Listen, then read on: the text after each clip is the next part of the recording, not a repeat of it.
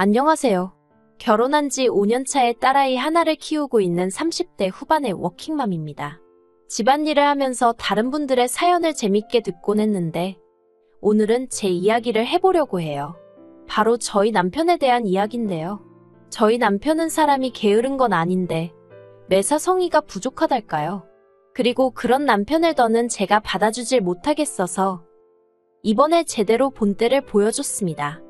생각해보면 연애 때부터 결혼할 때도 그렇고 남편은 늘 수동적인 사람이었어요. 뭔가를 먼저 하자는 적이 없었고 하다못해 뭐가 먹고 싶냐고 물어도 아무거나 괜찮다고 대답하는 식이었지요.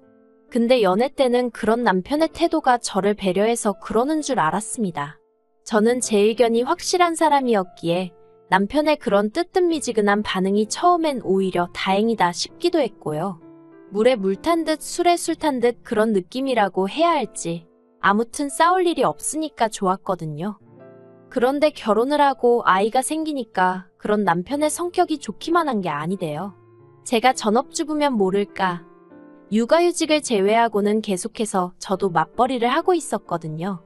그런데 여전히 육아도 그렇고 살림도 그렇고 집안 대소사를 챙기는 것도 그렇고 전부 다 제가 먼저 나서서 이렇게 하자 저렇게 하자 해야만 남편이 따라오더라고요. 한마디로 무슨 상황이건 간에 제가 나서지 않으면 진행이 안 되던 거지요. 그러니 하루하루가 어떻게 가는지도 모를 만큼 피곤함의 연속이었어요.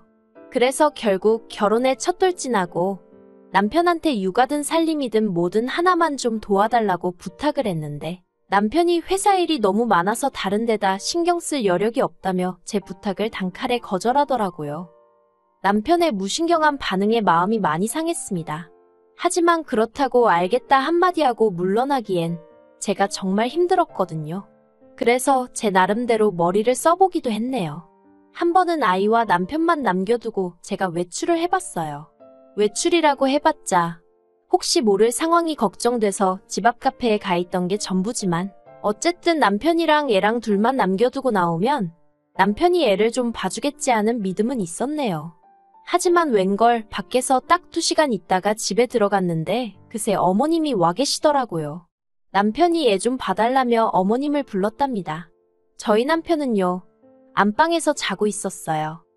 그 꼴을 보고 나니까 저도 모르게 눈물이 나대요. 오죽하면 제가 어머님을 붙들고 저 사람 때문에 너무 힘들다고 어머님이 따끔하게 한마디 좀 해주시면 안 되냐고 하소연을 했다니까요.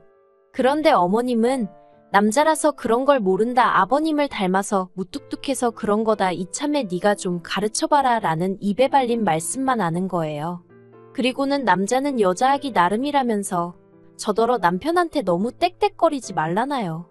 솔직히 어머님이 실제로는 아무 말씀도 안 하실지라도 제 앞에서 말 한마디라도 우리 며느리 고생이 많다 내가 아주 혼쭐을 내줄게 해주셨으면 저 솔직히 지금까지도 참고 살았을지도 모르겠습니다. 이따금씩 어머님한테 기대서 위로받는 정도로 만족하고 남편을 그저 저 인간은 원래 저런 인간인가 보다 생각하고 살았을 거예요. 하지만 어머님은 한마디로 남편이 그 모양인 건 정상이고 제가 너무 많은 걸 바란다는 듯이 말씀을 하셨거든요. 그리고 그게 너무 서운하고 섭섭하더라고요. 그래서 어머님더러 자기 자식을 2시간도 못 봐서 어머니 부르는 게 정상이냐고 한마디 해버렸네요. 한번 그렇게 어머님한테 내지르고 난 후로는 반쯤은 포기한 마음으로 살았습니다. 애 때문에 이혼은 생각도 못했고요.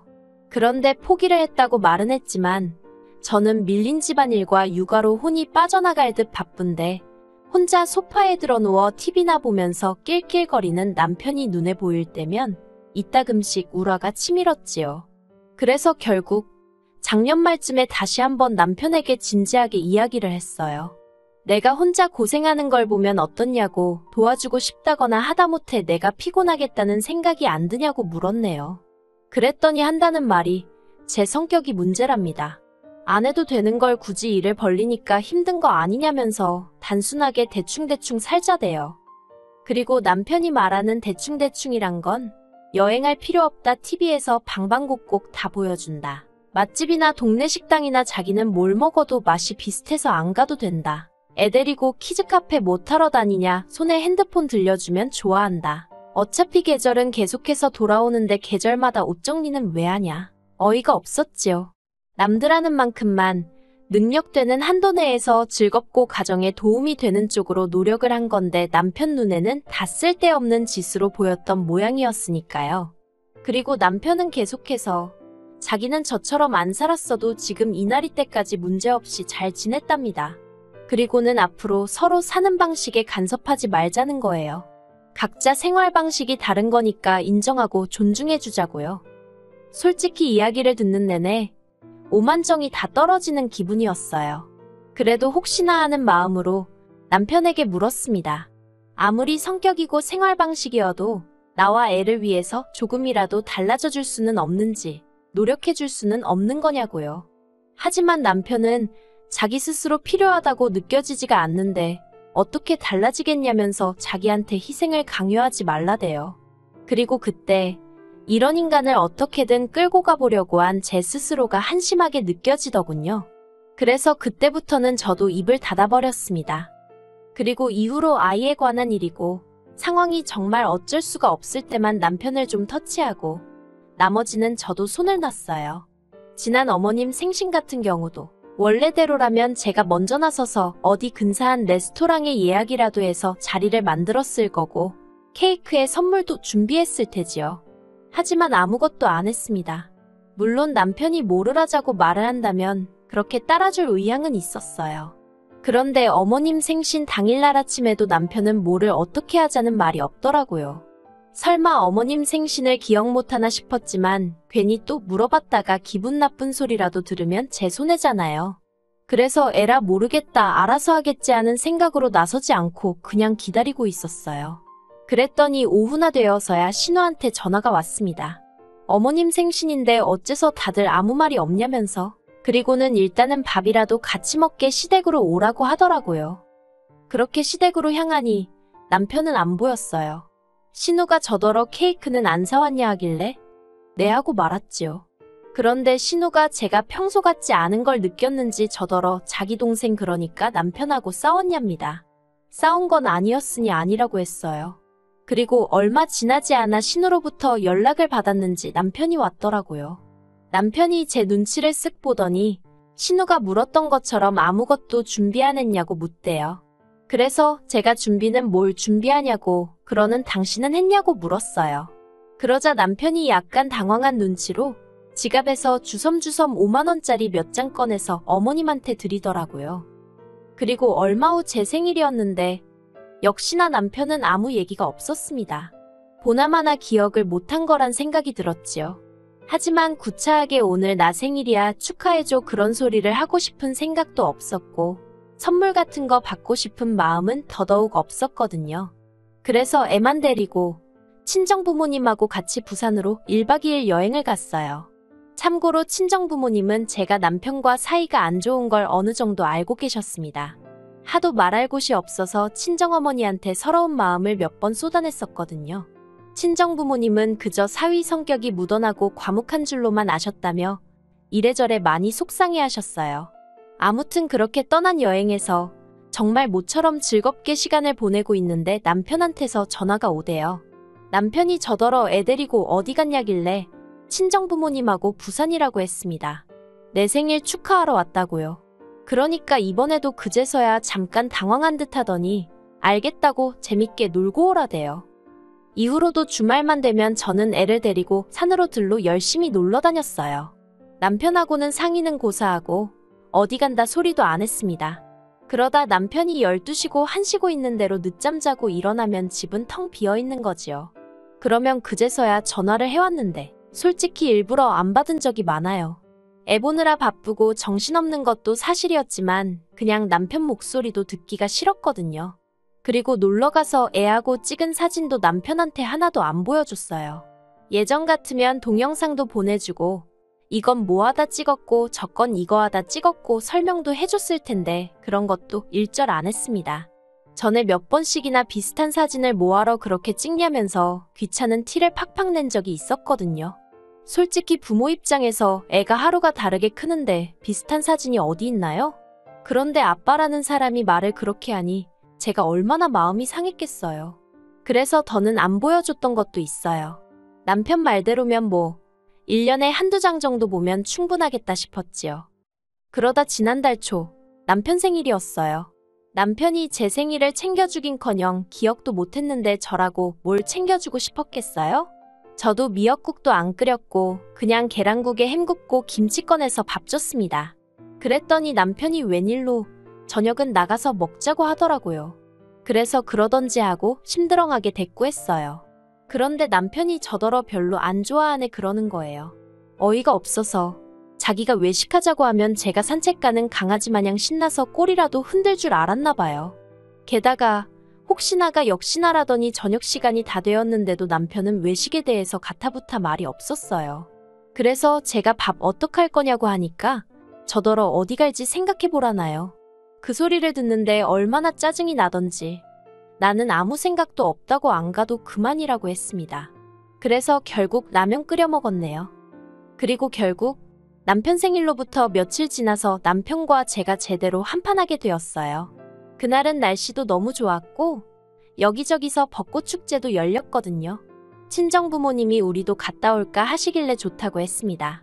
그렇지 않아도 애랑 둘이 꽃놀이 갈 생각을 하면 가긴 가야겠는데 싶으면서도 엄두가 안 나던 차였거든요.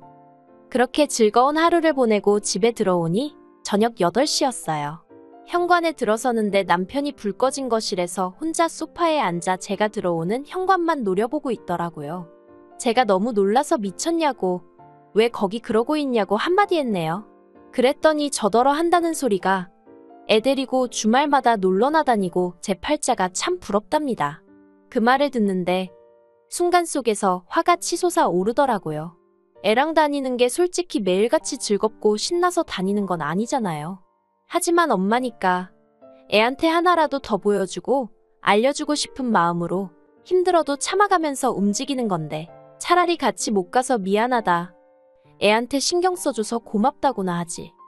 하지만 남편이 하는 막말은 그게 다가 아니었습니다.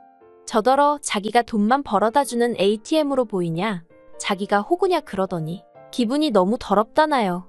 어이가 없었지만 그런 남편에게 저는 눈 하나 깜짝 안 하고 돈은 당신만 버냐고, 나도 당신만큼 번다고 그깟 생활비 몇 푼 주는 걸로 유세 떨지 말라고 했어요.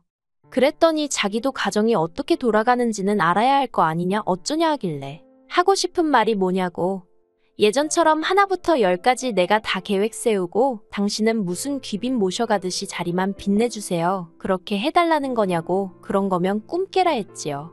그리고는 전에 서로 간섭하지 말고 살자는 건 당신 아니었냐, 그런데 왜 이제 와서 말을 바꾸냐 했습니다.